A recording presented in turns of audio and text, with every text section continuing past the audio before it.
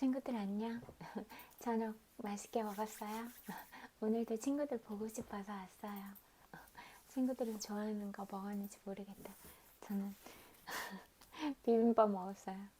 비빔밥 먹고 엄마가 딸기 주셔가지고 딸기도 먹었어요. 새콤할 줄 알았는데 생각보다 맛있더라고요. 올해는 눈도 오고 그래가지고 귤이 많지가 않았던 것 같아요. 원래 귤이랑 포도 제일 좋아해서 겨울마다 귤 많이 먹는데, 아무튼 이제 곧 오렌지 나올 철인 것 같기도 하고. 친구들은 과일 좋아해요? 전 과일 좋아하는데. 아무튼 그렇고, 오늘 눈 살짝 내렸는데 눈 계속 내릴 줄 알고 그랬는데 금방 녹았더라고요. 그래서 그래도 생각보다는 날이 많이 포근해진 것 같아요. 그래서 밖에서 일하시는 분들도 계시잖아요. 그래도 그분들한테는 좀 다행인 것 같다 이런 생각도 들더라고요. 그래서 뭐 비 오거나 그러면 조금씩 낮아질 수도 있는데, 그래도 또 포근한 날들도 또 많으면 또 우리도 그런 화창한 날씨나 이런 것들 보면서 또 기분이 좋아질 수도 있잖아요. 제가 늘 이야기하지만 우리가 자연에서 찾을 수 있는 그런 행복들도 많이 있으니까, 그런 뭐 소소한 부분들도 놓치지 않으려고 하면 예쁜 풍경들이 생각보다 되게 많아요. 그리고 잠깐 눈이 내렸는데도 이렇게 좀 멀리 이렇게 보니까 그 산에 눈 덮인 풍경이 너무 예쁜 거예요. 그래서 산에 너무 가고 싶던데 뭐 미끄러우니까 뭐 갈 때는 아이젠이나 이런 거 챙겨서 가야 되겠지만, 아무튼 진짜 가고 싶더라고요. 그래서 그리고 또 맑은 날 하늘 보면 진짜 하늘 빛깔이랑 구름들이랑 그런 것도 되게 예쁘잖아요. 그리고 햇빛이 우리를 딱 감싸주는 것 같은 그런 느낌이나 피부에 닿는 그런 느낌들이 느껴질 때도 진짜 행복해지잖아요. 그리고 이제 그렇게 소소한 것들에서 행복들을 찾으려고 하고, 또 뭐 산책을 한다던가 뭐 산에 간다던가, 그래서 자연에서 치유할 수 있는 그런 부분들도 많으니까, 이렇게 안에만 갇혀 있으면 그런 기분들이나 이런 것들이 또 뭐 나아지지 않을 수도 있잖아요. 근데 우리가 햇빛을 보고 이러는 것들이 또 정신 건강에도 도움이 많이 되고 하니까, 안에만 있지 말고 밖에 나가서 햇빛도 보고 이러는 게 되게 중요한 것 같아요. 그리고 항상 얘기하지만 진짜 친구들 한 명 한 명보다 더 특별하고 소중한 사람들은 없다고 생각해요. 그러니까 친구들이 그렇게 세상에 단 하나밖에 없는 명품이라는 거, 그거 꼭 잊지 말고, 뭐 힘든 상황들은 다 있을 수 있잖아요. 우리가 뭐 어떤 인연들로 만나게 됐는지, 어떤 인연들로 얽혀 있는지 이런 것들은 다 알기 어려우니까, 근데도 자기 자신의 중심을 잃지 않고, 자기가 뭐 귀한 사람이라는 이 부분을 놓지 않으면 어떤 외부적인 부분들은 그런 친구들의 소중함을 낮출 수는 없다 이렇게 생각을 해요. 내가 스스로 나를 낮추려고 하지 않으면 다른 사람이 나를 낮출 수는 없거든요. 그러니까 그런 마음이나 이런 것들을 좀 굳건히 갖는 게 가장 중요하다 이런 생각이 들고, 또 뭐 주변에서 어떤 안 좋은 일들, 슬픈 일들을 많이 겪게 되면 그런 부분들이 많이 남아서 그렇게 뭐 그 마음의 상처나 그런 외상 증후군으로 자리 잡을 수도 있잖아요. 그러니까 그런 부분들에 대해서는 뭐 상담가를 찾아가서 뭐 상담을 하거나 이런 것들도 중요할 것 같다 이런 생각이 들어요. 뭐 지인들하고 얘기하고 이런 것도 좋지만 우리가 우리 마음을 다 완전히 비워내고 뭐 스스로를 정화하고 진짜 사랑으로 가득 차서 그렇게 뭐 사랑이나 그런 부분들을 100% 주는 사람을 만나기는 쉽지가 않잖아요. 그러니까 우리는 서로서로 위로해주고 그런다고 하더라도 만나서 우리의 어떤 해결되지 않은 그런 미해결된 과제들 때문에 서로를 상처 입히거나 그런 경우가 많은 것 같아요. 그러니까 마음은 사랑이야. 근데 표현법들이나 또 자기가 치유되지 못한 그런 감정들이 자기도 모르게 이렇게 툭툭 올라오니까, 그런 것들 때문에 또 뭐 우리의 힘이 약해져 있거나 우리가 진짜 극도로 많이 예민해져 있는 상태에서는 서로가 서로한테 상처를 입히고 또 받고 이러는 경우가 있으니까, 오히려 전문가한테 가는 게 더 나을 수도 있겠다 이런 생각도 들고, 또 전문가들은 또 그런 진짜 그런 어떤 소명을 가지고 이렇게 마음을 잘 들여다봐 주려고 하고, 이런 부분이 가장 중요한 것 같아요. 어떻게 보면 우리가 상처 입은 부분들에 대해서 우리 스스로가 그런 일을 하고자 하지만 또 치유되지 않은 어떤 부분들이 많이 새어 나오고 그렇게 표출되는 부분들도 많이 보거든요. 그래서 진짜 그런 어떤 일에 대한 그런 윤리적인 그런 의식이나 소명감, 이런 것들은 진짜 중요하다, 이렇게 생각이 되어져요. 그리고 그런 중요한 일들을 할 때는 자기 자신이 정말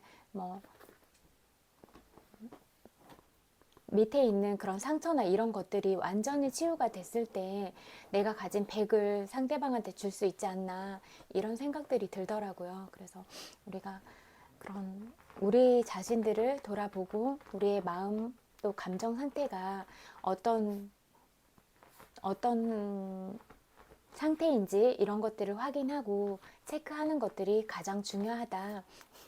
우리는 이렇게 내면을 들여다보고 자기 자신의 감정이나 그런 부분을 이렇게 보려고 잘 하지 않고, 그런 초점들이 다 외부에 많이 있잖아요. 그래서 다른 사람을 평가하거나 비난하거나 그렇게 많이 맞춰져 있는 것 같아요, 사람들의 시선이. 근데 그런 것보다는 자기를 보려고 하고, 진짜 아픈 사람, 상처받은 사람들을 그런 마음에 대해서 이해하고 공감하려고 하고, 이런 마음이 중요하다, 이렇게 생각해요. 그런데 자기 자신이 상처 입은 그런 부분을 가지고 있고 하면 그게 온전하게 그렇게 상대를 위하고 사랑을 줄 수 있는 마음은 많지 않을 것 같은 생각이 들더라고요. 그래서 이런 부분에 대해서도 좀 생각을 하고 가보는 게 어떨까, 이런 생각이 들었어요. 그리고 오늘은 또 그런 부분에 대해서 생각하기로 했어요.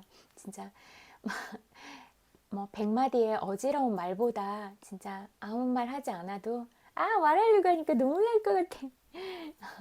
많은 말을 하지 않아도 그냥 옆에서 묵묵하게 응원해주고 기도해주는 그런 마음도 있을 수가 있겠다, 그런 생각이 드니까 눈물이 나더라고요. 그래서 그런 소중한 마음들을 알고 느낀다면 진짜 더 특별하게 생각하고 정말 마음 깊이 감사하면서 가야겠다. 어떤 것들보다, 그런 아름다운 마음들보다 더 가치 있고 소중한 것은 없다, 이렇게 생각이 되지더라고요. 그래서 그런 마음을 받았다면 더 겸손해지고 더 늘 배우려고 하는 마음을 놓지 않고 가야겠다. 그리고 그렇게 받은 사랑들에 대해서 반드시 더 많은 사랑으로 보답하는 게 역할일 거다, 이런 생각이 들더라고요. 그래서 진짜 너무너무 감사합니다. 책 읽어드릴게요.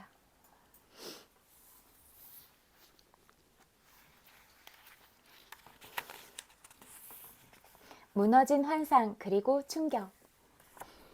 이야기를 다시 뒤로 돌려보자. 역에 도착한 날 새벽부터 수용소의 첫 밤을 맞을 때까지 우리들은 아주 길고 긴 심리적 단계를 거쳤다. 탄알이 장전된 총을 가진 나치 대원들의 호위를 받으며 우리는 역에서부터 고압 전류가 흐르고 있는 철조망을 지나 수용소를 가로질러 정화소까지 뛰어갔다. 첫 번째 선별의 관문을 무사히 통과한 우리들에게는 정말로 목욕을 할 수 있는 기회가 주어졌다. 집행유예에 대한 우리의 환상이 확인되는 순간이었다. 나치 대원들도 모두 호의적으로 보였다. 하지만 우리는 곧 그 이유를 알게 되었다. 우리의 손목시계를 보고 그것을 달라고 좋은 말로 설득하는 동안만 친절했던 것이다. 그래도 나는 이렇게 생각했다. 어차피 가진 것을 모두 내놓아야 하잖아. 저렇게 좋은 사람들이 시계를 못 가질 이유가 없지. 언젠가는 이것이 보상이 되어 돌아올 거야. 어떻게 보면 가장 안 좋은 상황에서도 계속 관점을 어떻게 전환시키고 생각의 중심이나 방향을 잡아가는가, 이런 부분들을 생각하면서 들으면 좋을 것 같아요. 우리는 가축우리 같은 방에서 기다렸다. 그곳은 소독실에 들어가기 전에 대기하는 방이었다. 나치 대원이 오더니 담요를 펼쳤다. 우리는 거기서 가지고 있던 소지품과 시계, 보석들을 모두 던졌다. 하지만 결혼 반지나 메달 혹은 호신품 같은 것을 그냥 가지고 있어도 되느냐고 묻는 순진한 사람도 있었다. 이 말을 듣는 순간 이를 도와주기 위해 와 있던 고참 수감자가 웃었다. 가지고 있는 것을 모두 압수당한다는 사실을 아무도 모르고 있었던 것이다. 그때 나는 한 고참 수감자에게 비밀을 털어놓기로 마음먹었다. 그래서 그에게 살며시 다가가 외투한 주머니에 있는 원고 뭉치를 가리키며 이렇게 말했다. 보세요. 이건 과학 서적의 원고입니다. 무슨 말씀을 하려고 하시는지 잘 알고 있어요. 목숨을 건진 것만으로도 다행으로 생각해야 한다는 말씀이지요. 그리고 이것이 내가 운명에게 기댈 수 있는 유일한 것이라는 말도요. 그렇지만 저도 어쩔 수 없습니다. 무슨 수를 써서라도 이 원고를 지켜야 하거든요. 제가 일생 동안 심혈을 기울여 연구한 것이 모두 여기에 들어있습니다. 이해하시겠습니까? 그래, 그는 이해하는 듯 했다. 희미한 미소가 그 얼굴에서 번져나갔다. 표정이 처음에는 동정어린 빛을 띠더니 점점 장난스러운 웃음으로 바뀌었다. 이 웃음이 경멸과 비웃음으로 바뀌는 듯 하더니 입에서 다음과 같은 말이 튀어나왔다. 수용소 생활을 처음 했던 사람들 사이에서도 아직도 통용되고 있는 말이다. 빌어먹을 놈. 그 순간 나는 진실의 실체를 보았다. 그리고 심리적 반응의 제1단계를 특징 짓는 감정, 즉 충격을 경험했다. 나는 지금까지의 인생 전부를 박탈당했던 것이다. 갑자기 사람들 사이에서 동요가 일어났다. 그들은 창백하고 겁에 질린 표정을 하고 서서 무기력하게 수군거리고 있었다. 다시 목 쉰 듯한 고함 소리가 들렸다. 우리는 주먹질을 당하며 목욕탕의 대기실로 쫓겨 들어갔다. 그리고 그곳에서 우리를 기다리고 있던 나치대원 앞으로 모였다. 곧이어 그가 입을 열었다. 앞으로 2분간 여유를 주겠다. 내 시계로 시간을 잴 것이다. 이 2분 동안 입고 있는 옷을 모조리 벗어서 가지고 있던 물건과 함께 자기 자리에 내려놓도록 신발과 머리띠, 멜빵과 탈장대를 제외한 모든 것을 벗도록 한다. 자, 시작. 상상할 수 없을 정도의 빠른 속도로 사람들이 옷을 벗었다. 얼마 지나지 않아 사람들이 초조해진 탓인지 내복과 허리띠, 구두끈을 잡아당기는 손길이 서툴러지기 시작했다. 그러자 처음으로 채찍 소리가 들려왔다. 가죽 채찍이 벌거벗은 몸뚱이 위로 사정없이 떨어졌다. 그 다음에 우리는 몸에 난 털을 깎기 위해 다른 방으로 옮겨졌다. 머리털뿐만 아니라 몸에 난 털이란 털은 모조리 다 깎아야 했다. 그런 다음 샤워를 하기 위해 줄을 섰다. 서로를 거의 알아볼 수 없을 정도였다. 우리 중에는 샤워실의 분무기에서 진짜로 물이 나오는 것을 보고 안도 한숨을 쉬는 사람도 있었다. 샤워할 차례를 기다리는 동안 우리들은 우리가 벌거벗고 있다는 사실을 뼈저리게 느꼈다. 우리는 이제 벌거벗은 몸뚱이 외에는 아무것도 가진 것이 없는 처지가 된 것이다. 심지어는 털 한 오라기조차 남아있지 않았다. 우리가 갖고 있는 것은 글자 그대로 우리 자신의 벌거벗은 실존뿐이었다. 그동안의 삶과 현재를 연결시켜주는 물건 중 과연 내게 남은 것이 무엇이란 말인가. 나에게 남은 것이라고는 안경과 벨트가 전부였다. 하지만 그 중에서도 벨트는 나중에 빵 한 조각과 바꾸어 먹고 말았다. 탈장대를 지닌 사람들에게는 또 다른 종류의 작은 동요가 있었다. 그날 저녁 우리가 있는 임시 막사의 고참이 우리를 찾아와 일장 연설을 했다. 그는 탈장대 속에 돈이나 귀금속을 숨겨놓은 사람이 있다면 그 사람의 목을 자기가 직접 대들보에 매달겠다고 하면서 손가락으로 대들보를 가리켰다. 그리고는 자기가 수용소의 규칙에 따라 그런 일을 할 수 있는 권리를 위임받았다고 자랑스럽게 말했다. 신발 문제도 그렇게 간단하지 않았다. 물론 자기 신발을 가져도 좋다는 허락을 받기는 했다. 하지만 신기에 편하고 좋은 신발은 을에 빼앗겼으며 그 대신 발에도 맞지 않은 신발을 신어야 했다.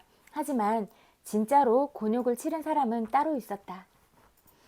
대기실에서 고참들의 호의적인 충고를 그대로 따른 것이 그만 화근이 되었던 것이다. 그들은 고참이 시킨 대로 부추 윗부분을 칼로 잘라내고 칼자국을 없애기 위해 잘린 곳을 비누로 문질렀다. 그러자 나치 대원들이 마치 그렇게 하기를 기다리기라도 했던 것처럼 그 사람들을 옆에 있는 조그만 방으로 데리고 들어갔다. 잠시 후 그 방에서도 채찍 휘두르는 소리와 고통에 찬 비명소리가 흘러나왔다. 이번에는 상당히 오랜 시간 동안 계속되었다. 이런 일을 당하면서 우리가 그때까지 갖고 있던 환상이 하나 둘씩 차례로 무너져 갔다. 그리고 그 다음에는 이것은 전혀 예상하지 못했던 일인데 섬뜩한 농담기가 우리를 찾아왔다. 우리는 우스꽝스럽게 벌겨벗겨진 자신의 몸뚱이 외에 잃을 것이 아무것도 없다는 사실을 깨달았다. 샤워기에서 물이 쏟아지기 시작했을 때 우리는 자기 자신은 물론이고 서로를 재미있게 해주려고 그야말로 안간 힘을 썼다. 어쨌든 샤워기에서 정말로 물이 시원하게 쏟아지고 있지 않은가. 진짜 극한의 상황이잖아요. 모든 것들을 다 빼앗기고 그래도 계속 이렇게 주인공이 어떻게 살아가는지 그런 부분을 보면 좋을 것 같아요. 냉담한 궁금증. 이런 종류 이상한 유머 외에 우리를 사로잡는 또 다른 감각이 있었다. 그것은 바로 궁금증이었다. 그 전에도 나는 어떤 낯선 상황에서 제일 먼저 궁금증이 고개를 드는 것을 경험한 적이 있다. 언젠가 등반사고로 목숨이 위태로운 상황에 처한 적이 있었는데 그 절대절명의 순간에 제일 먼저 고개를 든 것이 바로 궁금증이었던 것이다. 이 위기에서 내가 살아날 수 있을까? 아니면 두개골이 박살이 날까? 부상을 당한다면 어떤 부상일까? 이런 것이었다. 그런데 이런 냉담한 궁금증이 심지어 아우슈비츠에서도 눈에 띄게 나타났다. 이것은 주변 환경으로부터 자기 마음을 어느 정도 분리시켜 어떤 일에 대해 객관적인 시각을 갖게 하는데 수용소에서 사람들은 자기 자신을 보호하기 위한 수단으로 이런 마음가짐을 가꾸었다. 우리는 다음에는 무슨 일이 벌어질까? 그리고 결말은 어떻게 될까? 하는 것을 무척이나 궁금해했다. 한 번은 쌀쌀한 늦가을에 샤워를 하고 아직 물이 마르지 않은 상태에서 밖에 서 있었는데 우리는 그 다음에 어떤 일이 벌어질지 몹시 궁금했다. 그런데 그로부터 며칠 후 그 궁금증은 놀라움으로 바뀌었다. 우리 모두 감기에 걸리지 않았기 때문이다.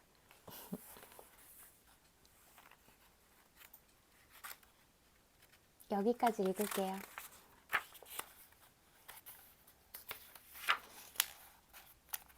그러니까 여기에서도 놓치지 않고 기억해야 될 점은 그거인 것 같아요. 진짜 극한의 상황이잖아요.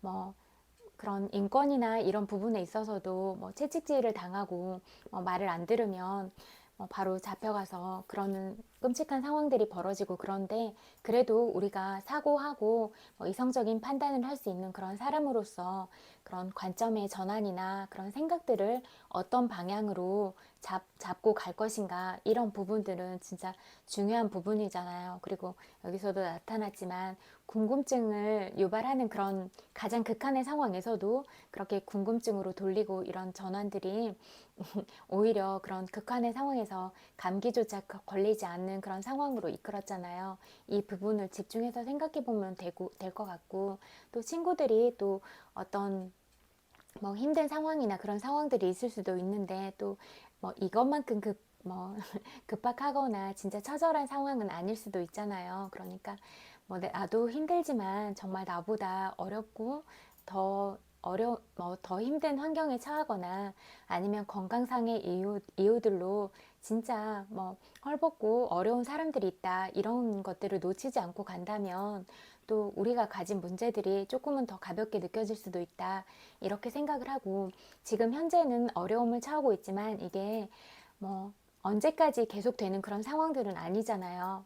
5년 후, 10년 후 이렇게 시간을 쭉 뒤로 밀어놓고 생각을 해보면 그때도 일어날 일들은 아니다. 이렇게 생각을 하면 조금 더 가벼워질 수도 있을 것 같아요. 근데 제가 겪었던 바로도 그렇고 그냥 그 문제 자체에 빠져가지고 있으면 오히려 그런 뭐 해결점이나 이런 것들을 찾기가 어려운 것 같아요. 그래서 오히려 그냥 내 자신이 제3자라고 생각을 해서 조금 더 이렇게 한 걸음 뒤로 나와서 뭐 다른 사람처럼 생각을 해보는 거예요. 다른 사람의 시각으로. 뭐 내가 좋아하는 어떤 위인이나 이런 대상들을 하나 삼고 있다면 내가 이분이라면 이런 상황에 처했을 때 어떻게 판단하고 어떻게 지혜롭게 이 부분을 해결할 것인가 이렇게라도 생각을 해보고 좀 그 문제를 감정에 빠져서 이렇게 생각하지 말고 감정에서 조금 나와서 그 사고를 전환을 하거나 아니면은 객관화 시켜보는 거예요.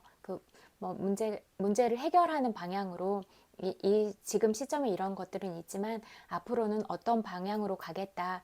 내가 가고 싶은 목적지는 어디에 있다. 이렇게 포인트를 찍고 그렇게 보면은 어차피 장기적인 계획인 거잖아요. 그러니까 이 눈앞에 있는 작은 부분만 보지 않고 멀리 보고 좀 더 큰 세상을 보면서 갈 수 있을 것이다. 이렇게 생각하거든요. 또 잠재의식에 관한 책 읽어드릴게요. 그리고 늘 이야기하지만 잠재의식은 우리가 가진 그 현재의식보다 훨씬 3만 배 이렇게 강력하다고 하잖아요. 그러니까 그런 부분들을 늘 개발시키려고 하고 뭐 그런 부분을 뭐 가꾸려고 하고 이런 부분들이 더 크니까 그런 부분들을 잘 생각하고 가는 게 중요할 것 같다.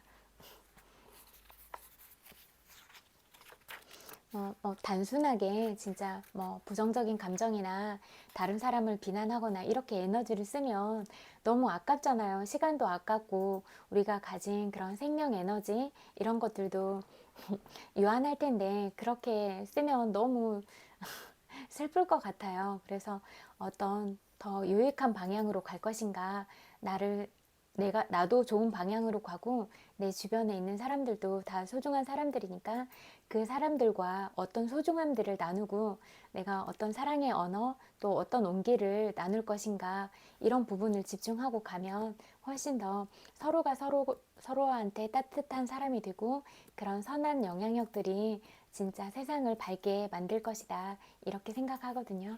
그래서 한 사람의 생각과 그런 마음들은 정말 중요하다.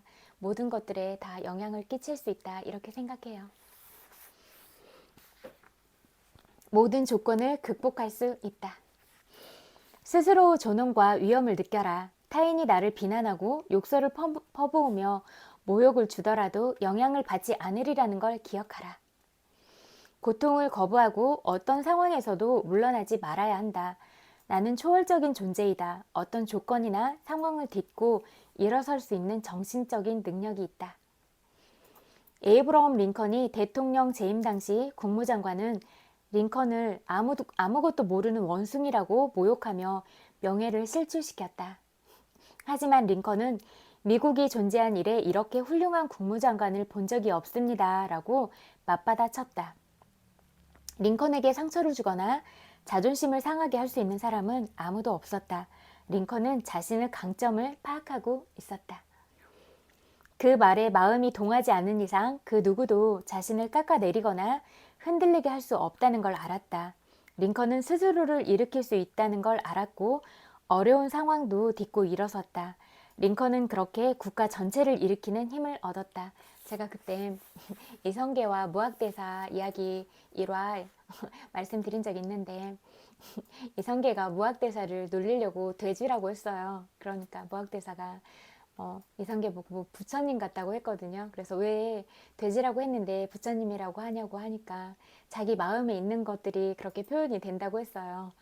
그게 더 고수잖아요. 그래서 우리가 제가 늘 이야기하지만 정말 나한테 애정을 가지고 사랑을 품은 사람들이 또 그런 말을 하지는 않을 것이다. 또한 또 뭐 사랑으로 가득 차 있고 그런 여유로운 마음을 가진 상태에서는 뭐 남을 비난하거나 그런 데 초점을 두진 않을 것 같거든요. 그러면 그 사람의 상태나 뭐 처한 환경이나 살아온 배경까지도 좀 이해해 보려고 하고 뭐 안쓰럽다, 측은하다 이렇게 자비의 마음과 시선을 가진다면 우리가 조금 더 서로가 서로를 이해할 수 있지 않을까 이런 생각이 들더라고요.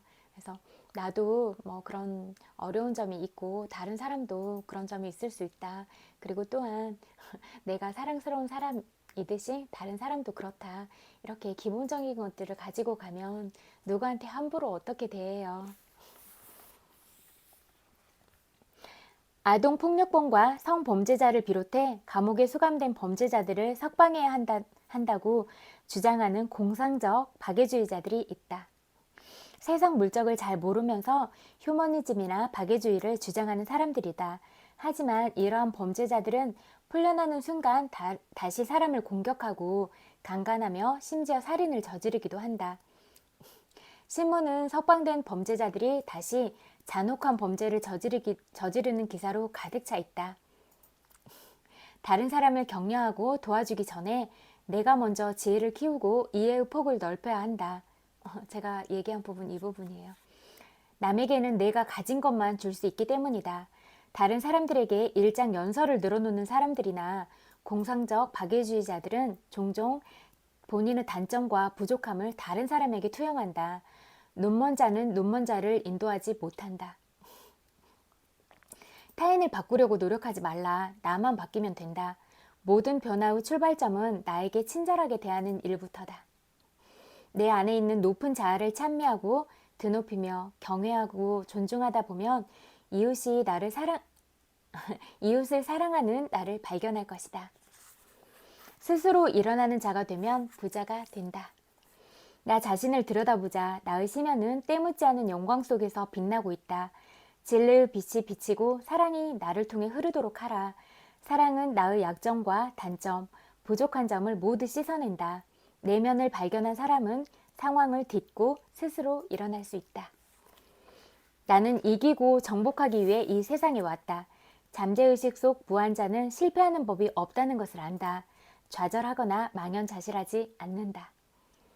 이러한 태도는 모든 좌절감을 씻어내린다. 낙담하고 의기소침할지라도 굽실거리고 구걸하는 것을 멈춰야 한다.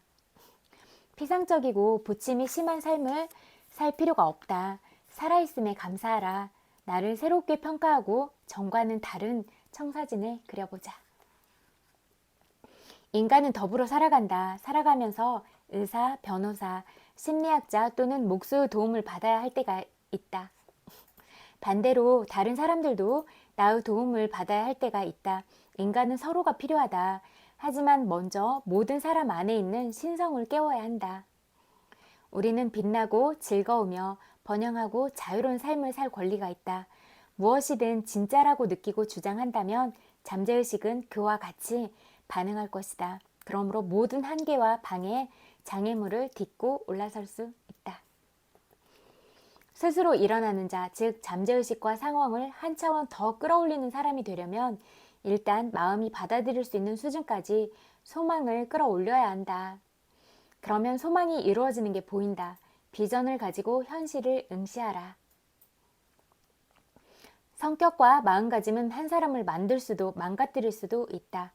세상에는 두 종류의 사람이 있다. 스스로를 일으켜 고난을 딛고 일어서는 사람이 있는 한편 다른 사람에게 기대고 의존하는 사람도 있다.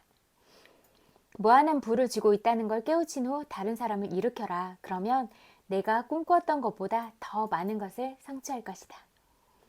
인격은 운명을 결정짓는다. 인생은 용기와 믿음, 인내와 끈기를 보상한다.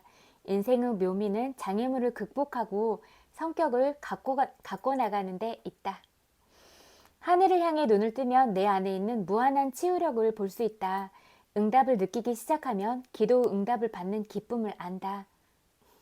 응답에는 경제적인 축복도 포함된다. 여기까지 읽을게요. 그리고 또 내면화의 치유 공부할게요.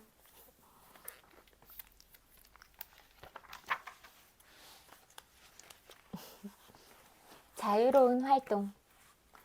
아이들이 자유에 대한 감각을 가지고 태어나며 그들이 안전하다고 느낄 때 자유롭게 움직인다. 자유와 자발성과 같은 특성들은 활동의 구조를 형성하게 된다. 플라톤은 마치 중력의 한계를 시험하려는 듯 뛰어다니는 아이들의 도약의 욕구에서 진정한 행동의 모델을 보았다. 자유로운 활동 속에서 아이는 단순한 습관을 반복하는 방식대로 초월하게 된다. 그러나 나이가 들수록 우리는 이런 행동들의 특성에 대한 시각을 잃어버리고 그것들을 하찮게 평가하게 된다. 어렸을 때는 괜찮지만 어른이 돼서는 좋지 않다는 시기다. 사실 많은 성인들이 놀이나 활동을 빈둥거리는 것이나 게으름 정도로 평가절하하고 있다. 불행히도 요즘은 이런 자유롭고 자발적인 행동이 무조건 이기려는 공격적인 충동으로 변질되고 있다. 진정한 자유행동은 순수한 기쁨과 즐거움의 활동이다. 발달의 나중 단계에서는 특정한 게임에서 요구되는 스포츠맨십과 기술에서 이러한 기쁨을 얻을 수 있다. 자유행동은 우리의 고유한 천성이기도 하다. 모든 동물들이 행동을 하지만 아이들의 행동은 훨씬 광범위하다. 애슐리 몬테규에 의하면 아이의 행동은 다른 어떤 피조물의 능력을 훨씬 능가하는 상상력의 비약이다.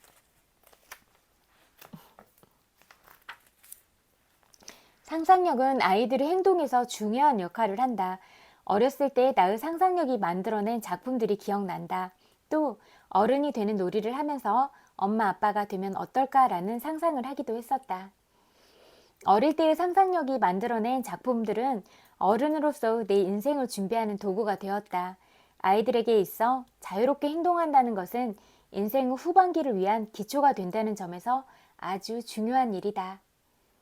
어린 시절에 어린아이처럼 행동해도 불편하지 않고 안전하다면 어른이 되어서도 창조적이지 못한 행위나 활동에 의지할 필요가 없을 것이다. 그런 활동들은 사실상 어린 시절에 충족되지 못한 욕구에 대한 대체물이며 나중에 성인 장난감의 축적물을 대신하게 되는 것이다. 어쩌면 당신은 가장 많은 장난감을 가진 사람이 죽었을 때 승리한다 라고 써있는 범퍼 스티커를 본 적이 있을 것이다.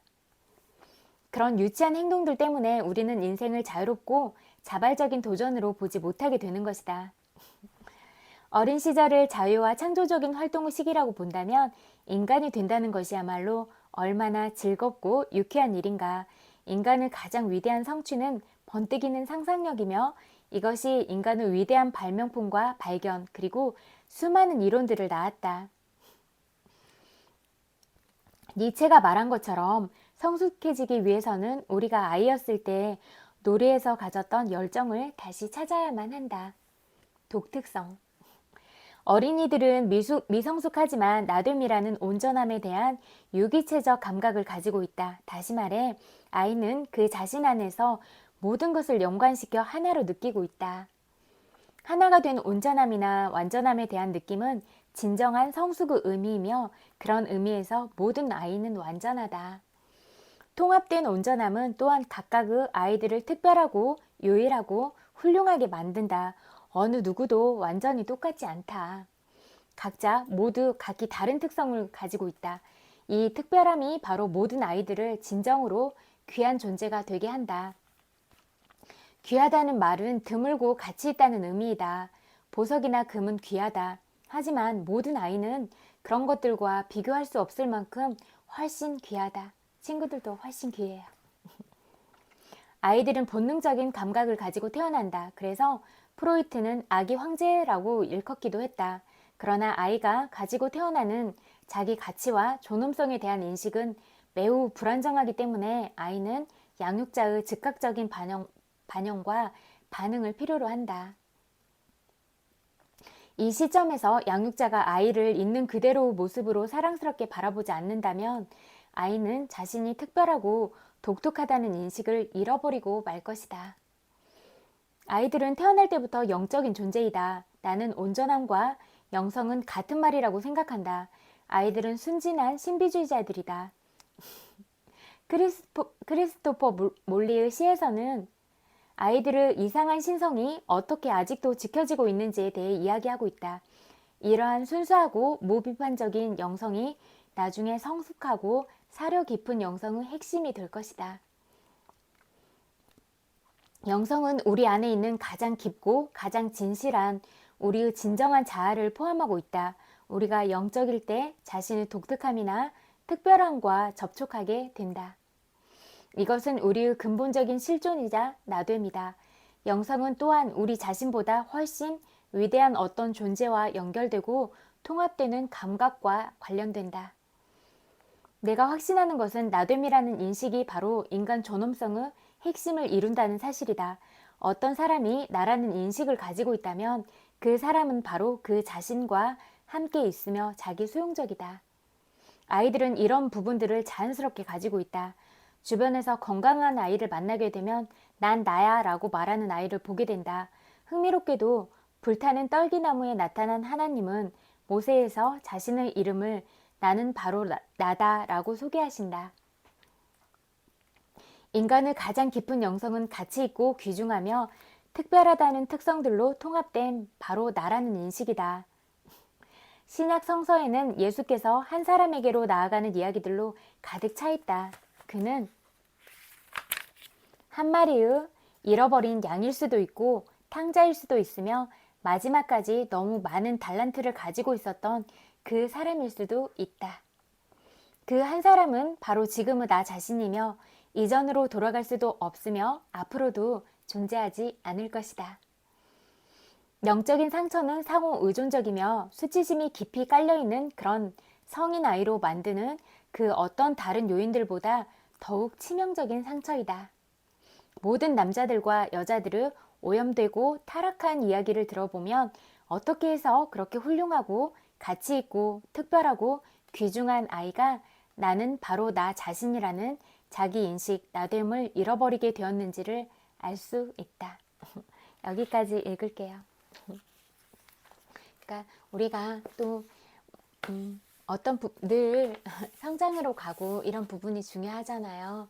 그래서 늘 뭐 그냥 제 생각에는 뭐 늙어서 죽기 전까지는 계속 배우고 공부해야 된다 이렇게 생각을 하거든요.